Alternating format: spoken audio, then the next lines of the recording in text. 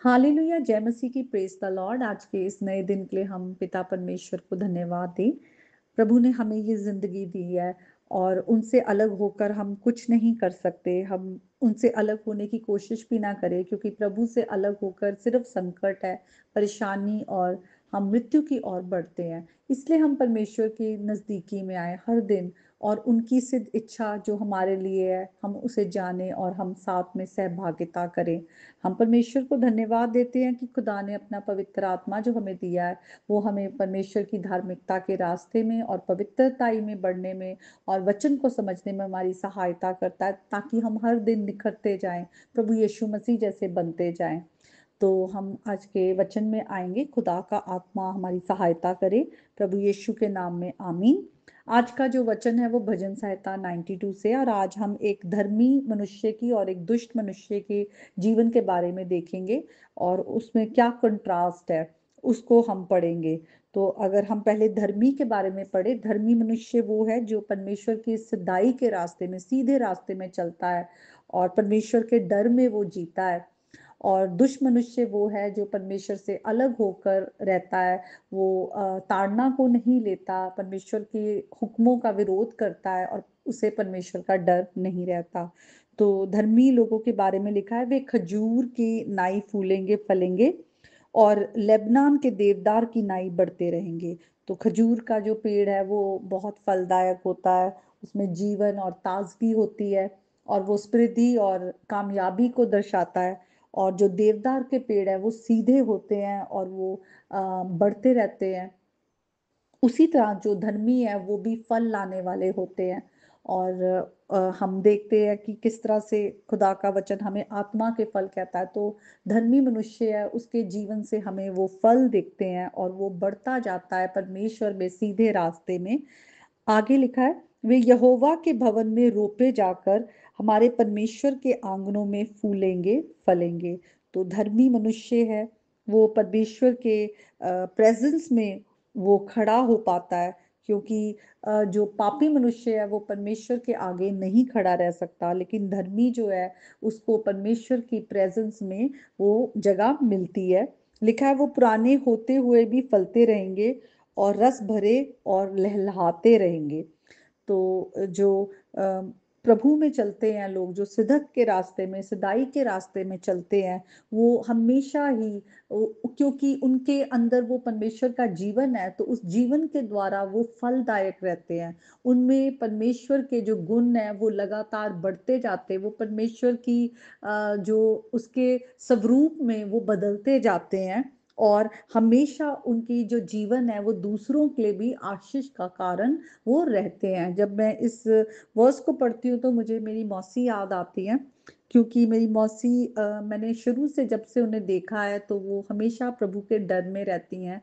और आज वो 83 इयर्स के होते हुए भी आज भी वो सबके लिए ब्लेसिंग है। आज भी वो सुबह से ही अपने बच्चों के लिए, अपने बच्चों के बच्चों के लिए, अपने जिनको वो जानती हैं, जिनके जो उनके अपने चर्च के लोग हैं उनके लिए वो प्रार्थना करती हैं बोझ के साथ, और वो सबके उद्धार के लिए प्रार्थना करती हैं। वो जहाँ तक लोगों के वचन को सुना सकती हैं, वो प्रभु के वचन में बनी रहती हैं।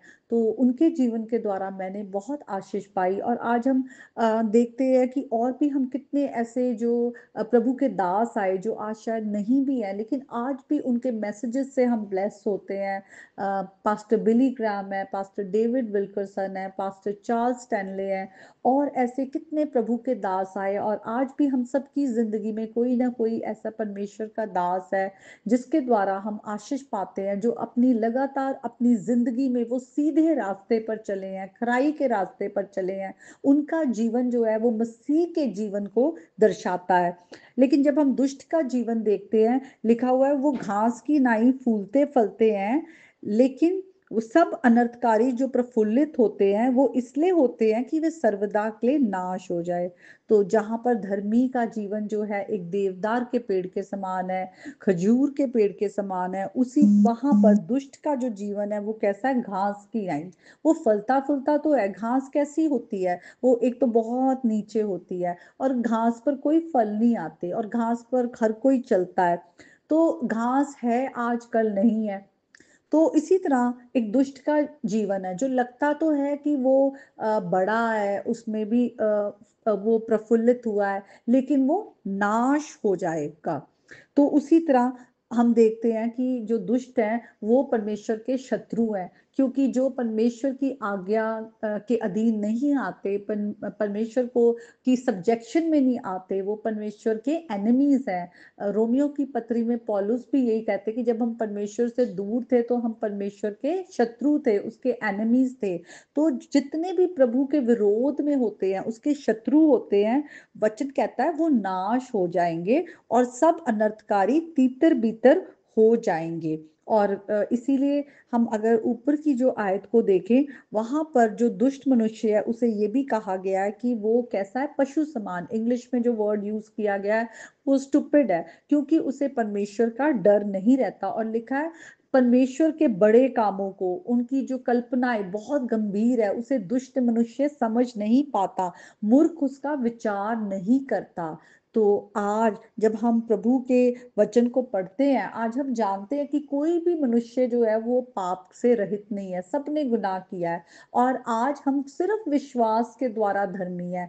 आज हम ऐसा नहीं है कि हम धर्म के काम करने से परमेश्वर के आगे हम जो है राइचियस है, बल्कि हम प्रभु यीशु मसीह में विश्वास के द्वारा परमेश्वर की धार्मिकता में ही हम खुदा के आगे धर्मी है। हम इस धार्मिकता को सिर्फ विश्वास के द्वारा पाते हैं और खुदा की हुजूरी में खड़े रहते हैं। तो जिन्होंने प्रभु यीशु मसीह पर विश्वास किया है वो परमेश्वर के आगे धर्मी ठहराए गए हैं। और वचन कहता है धर्मियों का जो जीवन है वो कैसा है, फलदायक है, और वो हमेशा हमेशा के लिए भी परमेश्वर के निवास स्थान में वो रहेंगे, वहां पर वो रोपे जाएंगे, बनेंगे। लेकिन जो अधर्मी है या दुष्ट है, शत्रु है, अनर्थकारी है, उनका क्या होगा, वो हमेशा के लिए जब परमेश्वर न्याय करेंगे तो वो हमेशा के लिए नाश हो जाएंगे। और उनका जो जीवन है वो इस पृथ्वी पर रहते हुए भी दुखों से भरा ही होता है, क्योंकि प्रभु से अलग होकर शांति नहीं है, प्रभु से अलग होकर आनंद नहीं है। वो चाहे अपनी जिंदगी में लोगों को दिख रहे हो कि संसार की चीजें, क्योंकि बहुत बार लोग जो है जब दूसरों को देखते हैं तो वो संसार की चीजें जो है, जो नाशवान चीजें हैं, उनसे लोगों की ब्लेसिंग को काउंट करते हैं कि हाँ, अगर किसी के पास बहुत पैसा है तो वो बहुत ब्लेस्ड है, अगर किसी के पास बड़ी कोई पोजीशन है तो वो बड़ी बहुत ब्लेस्ड है।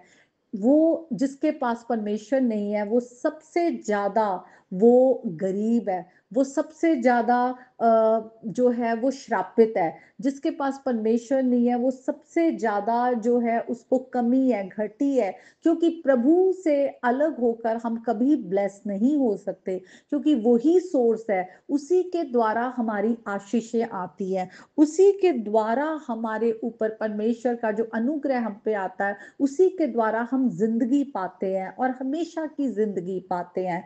तो आज हमारे पास एक चुनाव है कि हम किस जिंदगी को चाहते हैं। क्या हम मूर्ख बनकर रहना चाहते हैं जहां पर हम परमेश्वर की बात को समझे ही ना और परमेश्वर का विरोध करते रहें और अपनी मर्जी से चलें, लेकिन उसका अंत क्या होगा, उसका अंत हमेशा की मृत्यु और नाश है। या हम प्रभु यीशु मसीह को अपना राजा उद्धारकर्ता विश्वास के साथ हम ग्रहण करें और परमेश्वर के सिंहासन के आगे धर्मी ठहरे, और हम आज दाऊद राजा की तरह कहे कि निश्चय करुणा और भलाई जीवन भर मेरे साथ बने रहेगी और मैं परमेश्वर के धाम में सर्वदा वास करूंगा, क्योंकि जो धर्मी है वो सर्वदा परमेश्वर के भवन में वो बना रहेगा और वो रोपे जाकर परमेश्वर के आंगनों में वो फूलेगा और फलेगा।